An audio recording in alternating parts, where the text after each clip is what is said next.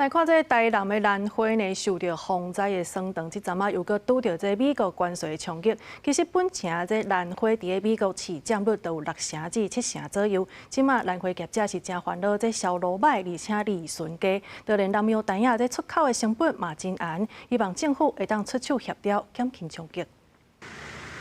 业者伫园内看过兰花，兰花产业外销主要就是遮的材业。历经因打受到风灾考验，即阵大家拢咧整顿花行，无因美国关税消息一出来，互因有无美兼论尾感受。主要因为咱国内兰花真侪量拢销去美国，对本城零关税，即阵到20%的关税税率，造成兰花外销冲击真大，因嘛按算销路会变较歹。基本上讲到后面，不管是哪一方是买方承担还是卖方承担，到后面也都是消费者。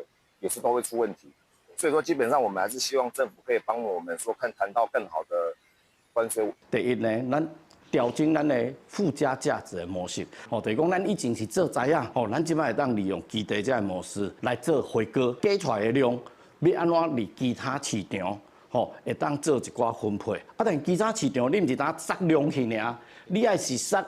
其他市场要爱的。另外，也有台湾雕嘛受到关税影响，业者讲这20%实在伤过悬。即阵台湾雕基本样式成本就已经紧绷，因讲根本就无够利头，佮加上加工厂嘛无法度吸收，因希望看政府敢通过去协调，看敢袂使超到变10%以下。 因为加工厂毕竟都很多是做外销调动，那如果这个加工厂它对这样的一个税率，它转移到其他国家，那我们当然没有问题。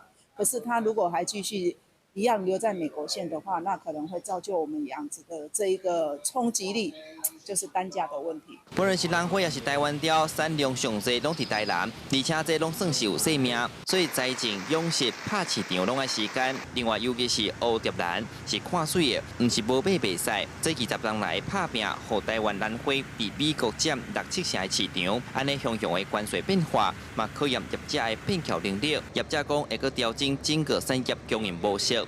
设更加明确的大方向，互减量的量，通妥当分配，共同度这个挑战。记者苏台南采访报道。